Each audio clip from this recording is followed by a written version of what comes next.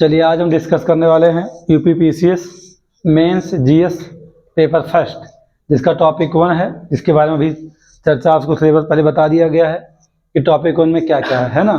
Topic 1 में जो है भारतीय जो है संस्कृति, ऐतिहासिक स्थिति की बात की गई, जिसमें वास्तुकला, मूर्तिकला सब की बात की गई, भारतीय इतिहास की बात की गई इस टॉपिक 1 में। तो ये उम्मीद की जाती है कि एक सवाल यहाँ से जरूर निकाला जा सकता है।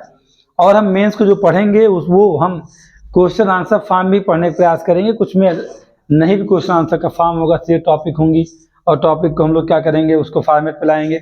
हाँ, एक ही समस्या आती है कि जब हम टॉपिक को फॉर्मेट पे लाते हैं तो आप कनेक्ट नहीं कर पाएंगे, इसलिए हमने क्वेश्चन के थ्रू पढ़ाने का मैं प्रयास कर रहा हूँ कि आप शुरुआत कैसे करेंगे। अब बात ये होती है कि हम कौन सी ऐसी बुक इसके लिए रेफरेंस में रखें अपने पास। तो एनसीईआरटी का जो आता है आपका 11th या 12th की जो बुक है प्राचीन भारत, वहाँ भी आर एस शर्मा ने ही लिखा है। और अगर आप चाहें तो किताब उठाइए भाई, अगर आप चाहें तो आर एस शर्मा की जो बुक आती है ये ऑक्सफोर्ड की या ब्लैक स्वान पब्लिकेशन की, आप चाहें तो इस बुक को रखिए अपने पास। और इस बुक के थ्रू आप क्या कर सकते हैं, GS1 PCS के मेंस GS1 में जो चीज़ें दी गई हैं, जो टॉपिक हैं प्राचीन भारत से, सारे के सारे सवाल आपको यहाँ मिलेंगे। इसको आप पढ़ सकते हैं। मेरे द्वारा बनाए गए डायग्राम और नोट्स का पूरी तरह आप उपयोग कर सकते हैं। यहाँ आपको डायग्राम मिलेगा, लेकिन इसका PDF है, इसका नोट्स, कंप्लीट नोट्स आपको मेरे टेलीग्राम चैनल पे मिलेगा, जिस पे आप जा करके ज्वाइन करके आप ले सकते हैं, है ना। तो चलिए सवाल के थ्रू हम देखते तो क्या बात क्या करते हैं कि एक इतिहासकार, ये माना जाता है कि हम कौन हैं, हम इतिहासकार हैं।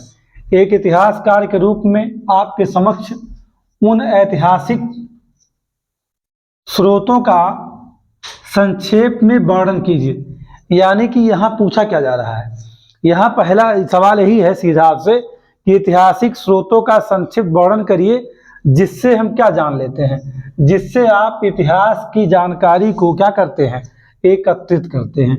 यानी आपको इतिहास की जानकारी जहाँ से मिलती है वो उन स्रोतों के बारे में आपको बताना है।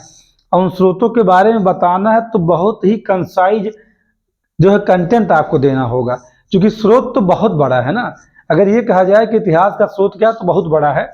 लेकिन अगर आप कोई बुक आप पढ़े, आर एस शर्मा ही पढ़े और उसके अलावा भी कोई बुक आप पढ़े हैं, तो आपने पहले इतिहास को जो है डिवाइड कर रखा होगा।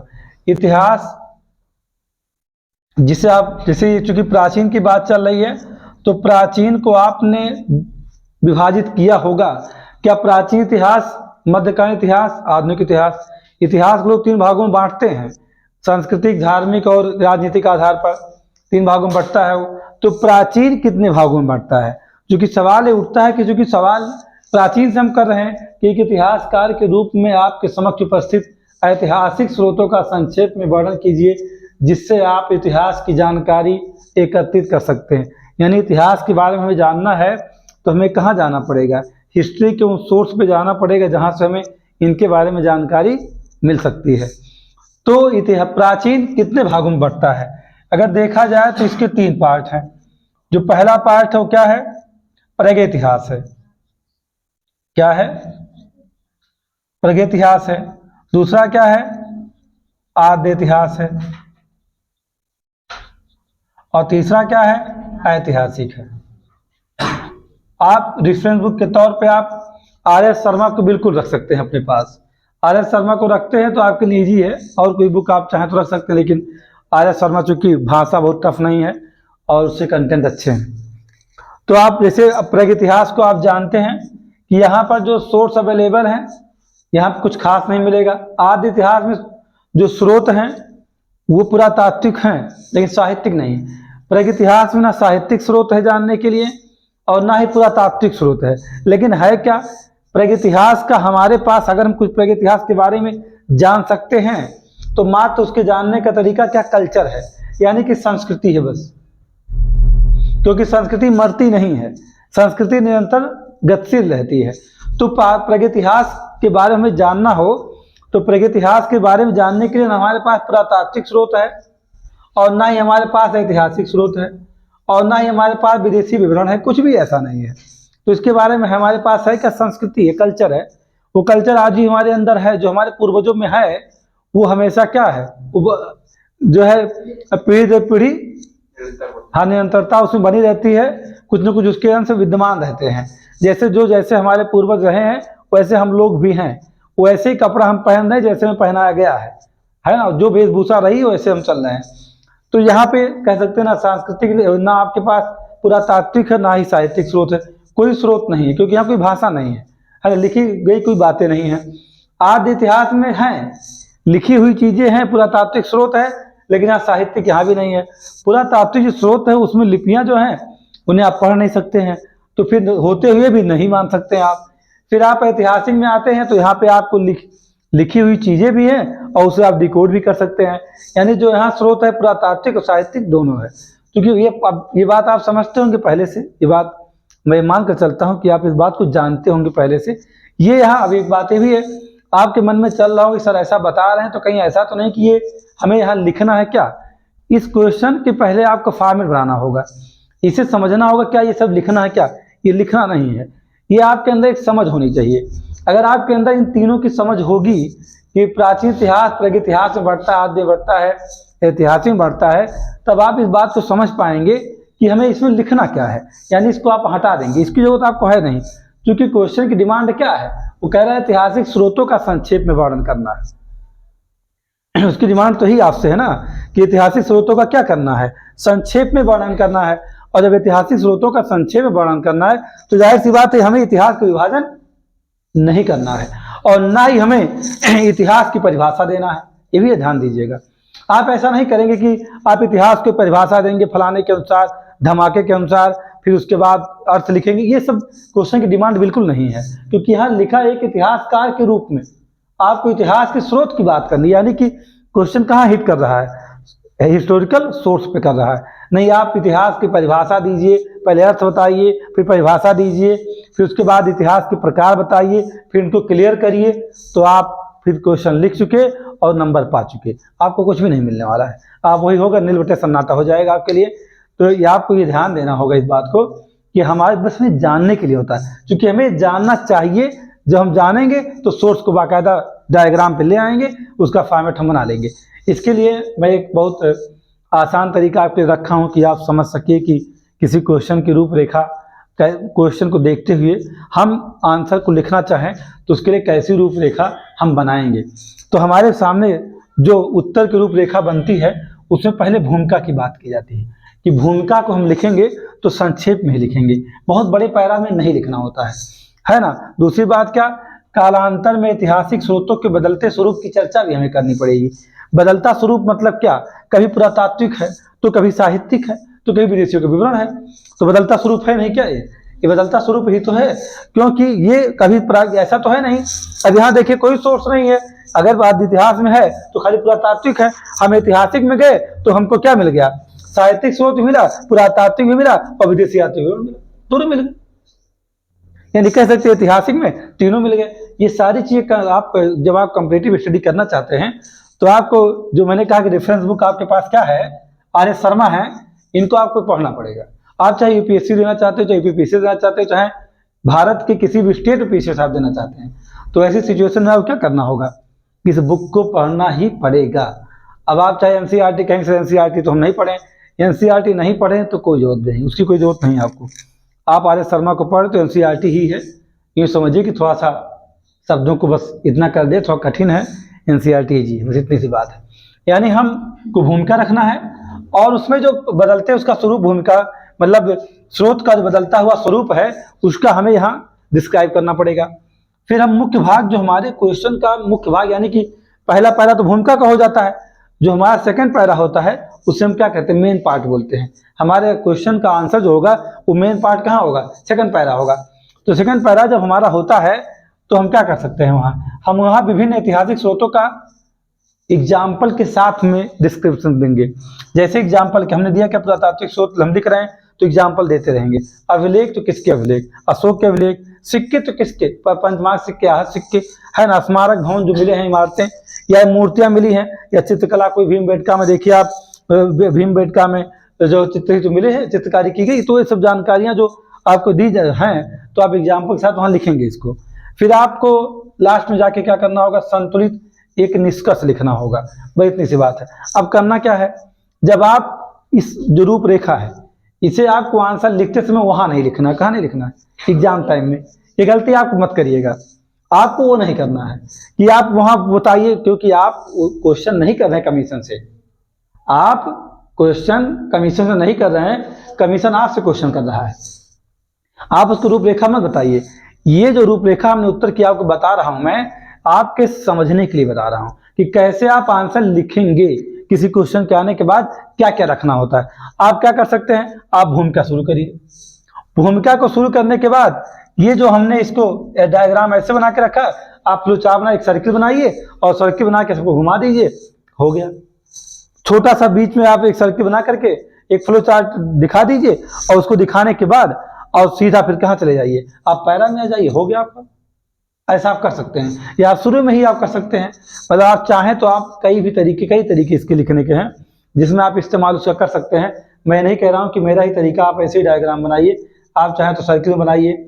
ये तो बहुत ईजी डायग्राम होता है, कम स्पेस लेता है भी, जल्दी बन भी जाता है। अगर आप लिख नहीं पा रहे हैं, आपको लगता है कि आप लिख नहीं सकते हैं, तो सर्किल वाला बना लीजिए। ऐसे देखिए, है ना, ऐतिहासिक स्रोत ऐसे, इसमें 4 बन रहे हैं, 2 यहाँ हो गया, 2 यहाँ हो गया, दिखा दीजिए, हो गया। तो आपके कई यहाँ आपके पास कई आपके विकल्प हैं। आपको जैसा स्पेस आपके पेज में मिलेगा वैसा का ऐसा ना हो जाए कि पहले ही बड़ा सा डायग्राम बना दो, पता लगा जो इसमें लिखना है तो उसमें स्पेस से नहीं है, तो आपको एक अनुमान ये कैसे हो पाएगा। इसके लिए मित्र अच्छे समझिएगा कि आंसर राइटिंग की प्रैक्टिस करने पर ही ये समझ में आता है कि कौन सा डायग्राम कहाँ बनेगा और कैसे पेज में सेटअप किया जाएगा। ये बात बखूबी समझिएगा, क्योंकि अगर आप ये ना समझ पाइए तो बाद में आपको जो लिखना है ना, मेन थीम जो आपका है वो छूट जाएगा, फिर आपका आंसर कितना भी अच्छा आप शुरुआत किए हों बेहतर नहीं बन पाएगा। ये बात आप समझिएगा मेरी। तो अब जैसे बात होती है कि चलिए भूमिका की बात हम करते हैं।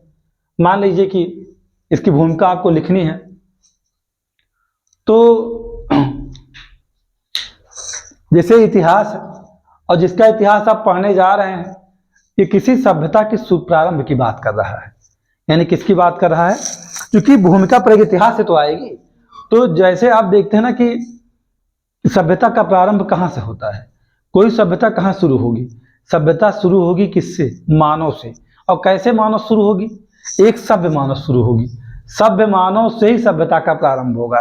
क्या पाषाण काल से सभ्यता का प्रारंभ होगा, नहीं। यानी प्रागैतिहासिक से सभ्यता का प्रारंभ नहीं होना है। यानी कहाँ प्रारंभ होगा, उसका प्रारंभ होगा आदि इतिहास से। कैसे, क्योंकि सभ्यताएं यहाँ पनपेंगी। सभ्य मानव ही क्या है, सभ्यता का प्रारंभ करता है। और जब आदि मानव है तो सभ्यता, अगर वो सभ्य होता ही तो उसे आदि मानव क्यों कहा जाता है। यानी पाषाण स्टोन एज जो आपका प्रागैतिहास है ये स्टोन एज है। तो यहाँ पर क्या है, यहाँ सभ्य मानव नहीं है तो आदि मानव है।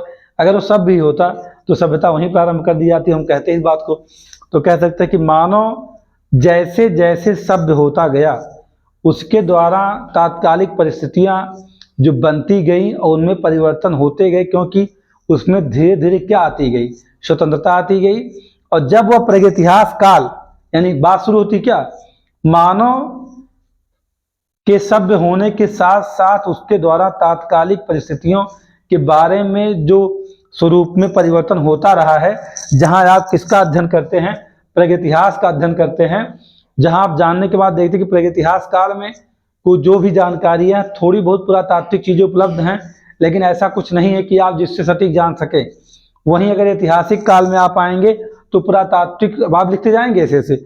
वहीं अगर आप ऐतिहासिक काल को देखते हैं तो वहाँ पर सारी जानकारियाँ किसके बारे में मिल जाती हैं, साहित्य भी। हाँ, ऐतिहासिक काल में आएंगे तो पुरातात्विक और साहित्यिक दोनों स्रोत ऐसे हमें उपलब्ध होते हैं जिनसे हम उस सभ्य मानव के बारे में जानकारी लेते रहते हैं और सभ्यता का प्रारंभ होती है उससे हम जान लेते हैं। फिर आगे जा करके हम देखते हैं कि जो यात्री, विदेशी यात्री हमारे यहाँ यात्रा किए हैं, उन्होंने कुछ अपनी यात्रा वृत्तांत में भारत की सभ्यता और भारत के इतिहास की स्थिति के बारे में, जो उस सभ्यता जिसको हम इतिहास के स्वरूप में पढ़ते हैं, जो बदलता हुआ स्वरूप था, उसका अध्ययन हम उनके माध्यम से, उनके लेखों के माध्यम से कर सकते हैं।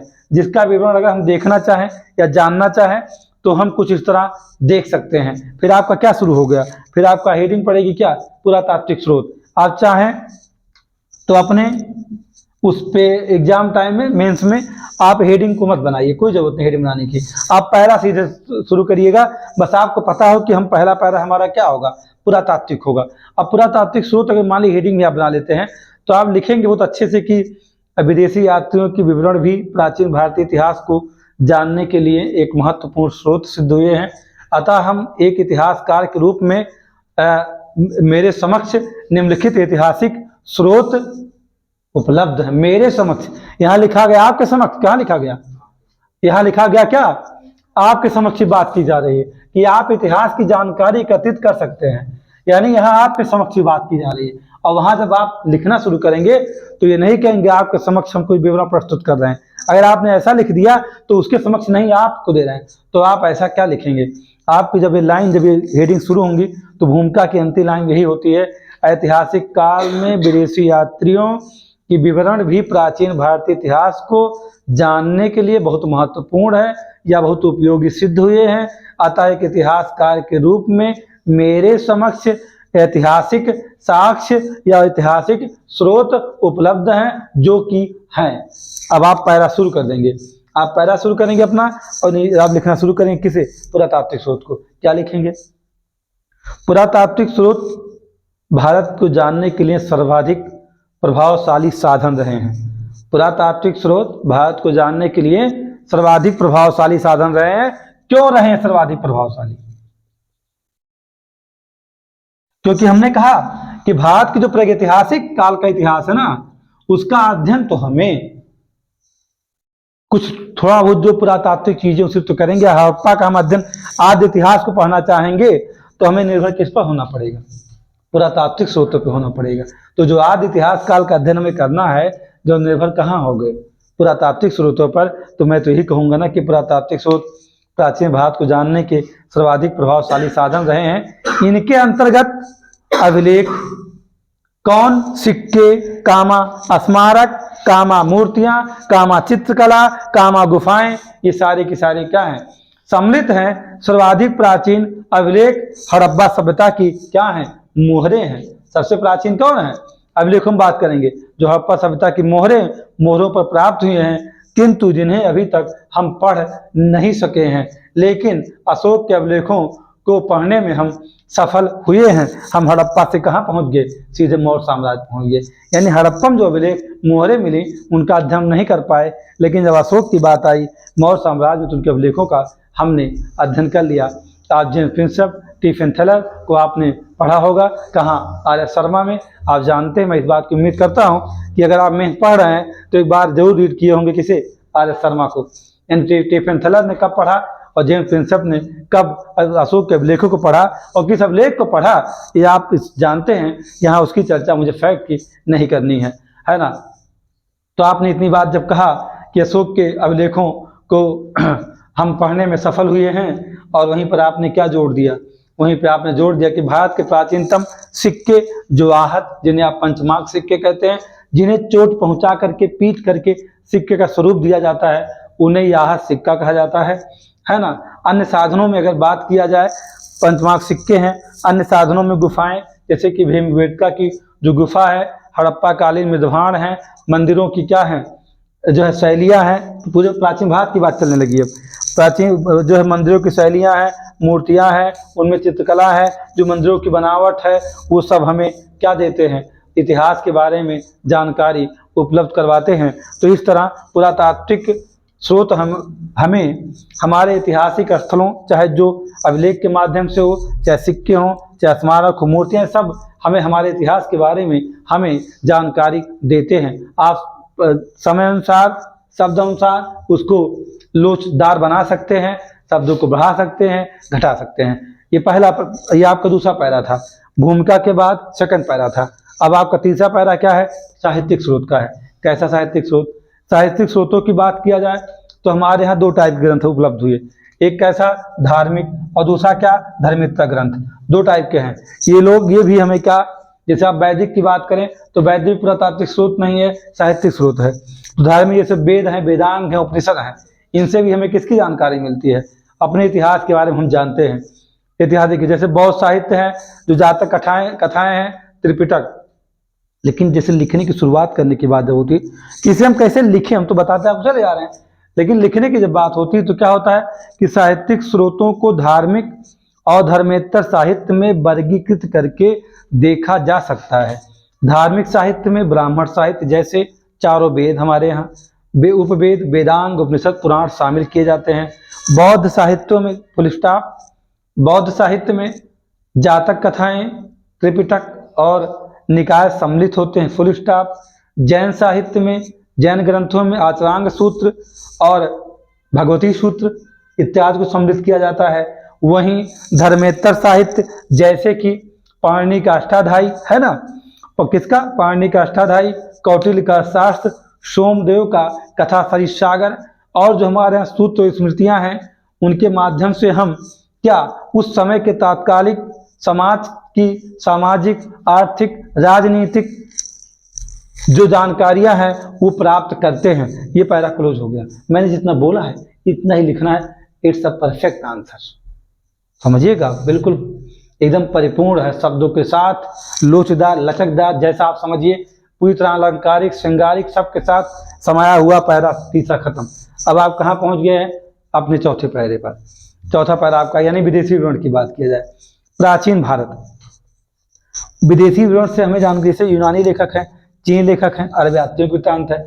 तो हम शुरुआत जब करते क्या लिखेंगे, प्राचीन भारत के सामाजिक, धार्मिक, आर्थिक, राजनीतिक परिदृश्य से संबंधित अनेकों यूनानी, चीनी, अरब यात्रियों के वृत्तांत हमारे यहाँ अभी भी उपलब्ध हैं। यद्यपि कई इतिहासकारों ने इनके वृत्तांतों को अतिशयोक्तिपूर्ण माना है, वो विश्वास नहीं करते हैं। लेकिन तमाम विवादों के बाद भी देखा जाता है कि जैसे हेरोडोटस का वृत्तांत या मेगास्थनीज की इंडिका जो कि मौर्यकालीन है, जो मौर्यकालीन प्रशासन, समाज और संस्कृति का बाकायदा वर्णन करती है, वहीं हम देखते हैं चीनी यात्री फाहयान की रचना फो क्यू की है ना, या आप ह्वेनसांग की बात करते हैं ना, उन सब की रचनाओं, उन सब रचनाओं का अध्ययन करने से हमें ये पता लगता है कि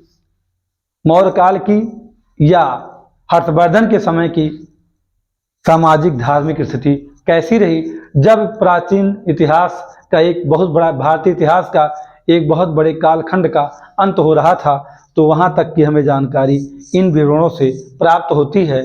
तो इस तरह हम कह सकते हैं क्या कि भारतीय इतिहास के बारे में जानकारी प्राप्त करने हेतु पुरातात्विक साधन या पुरातात्विक कह सकते हैं साधन, साहित्यिक और विदेशी विवरण के विदेशी विवरण बहुत ही महत्वपूर्ण हैं।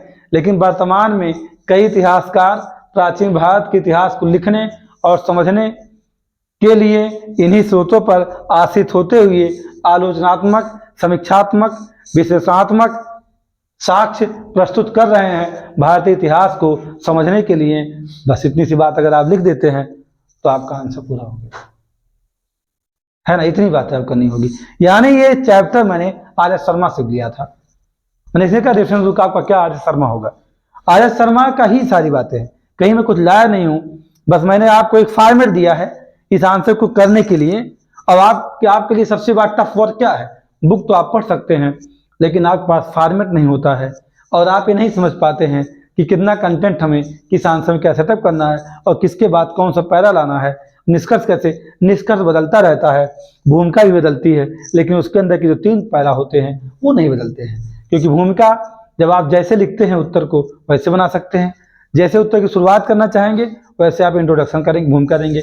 निष्कर्ष निर्भर करेगा आपकी सभी पैरा में जो बातें लिखी गई हैं उन्हीं को बहुत ही कम शब्दों में कंक्लूजन दिया जाता है 2 से 4 लाइनों में। तो जाहिर सी बात है निष्कर्ष किस पर निर्भर है, इन 3 पैरा पर है। आपकी भूमिका की पहली लाइन और वो क्या बन जाती है, निष्कर्ष की पहली लाइन होती है। जो भूमिका की पहली लाइन है वही निष्कर्ष की पहली लाइन है, जो निष्कर्ष की अंतिम लाइन होगी वही भूमिका की अंतिम लाइन होगी। बस इतनी सी बात है। यानी कि भूमिका लिखते समय हम अंतिम लाइन को अपने ब्रेक डाउन रखते नहीं लिखते हैं, अंतिम लाइन को हम छोड़ देते हैं, क्योंकि निष्कर्ष लिखने के बाद हम लिखते हैं तो वह बहुत ही कह सकते हैं परिशुद्ध उत्तर होता है आपकी मुख्य परीक्षा में आपको जो सफल बना सकता है। जब तक आप आंसर लिखते समय इन सब बातों का ध्यान नहीं देते हैं, आप कितना भी पढ़ लीजिए, आपके पास कितनी भी जानकारी हो, आप वहाँ उसे आप एक्सप्रेस नहीं कर पाएंगे, उसे व्यक्त नहीं कर पाएंगे, तो जानकारी आपके किसी काम का नहीं है। ये GS1 का पहला टॉपिक था जिसकी शुरुआत हम लोगों ने आज कर दिया है ना। और GS1 का पहला टॉपिक था, इसके साथ कनेक्ट क्या है, यूपी का जो आपका इतिहास है, यानी कि GS5 का टॉपिक 1 और टॉपिक 2 कनेक्ट करके हम लोग जो है GS1 के टॉपिक 1 के साथ पढ़ने वाले हैं। और इसके संबंध में यदि आपको नोट्स की आपको लगता है कि नोट्स आपको इससे भी, जैसे कि तुम्हें डायग्राम पर रखा है, अगर आप इससे कंप्लीट नोट्स चाहते हो तो आप टेलीग्राम चैनल को ज्वाइन करिए, वहाँ से आप PDF प्राप्त कर सकते हैं, जिसको लिंक आपको दे दिया जाएगा। चलिए।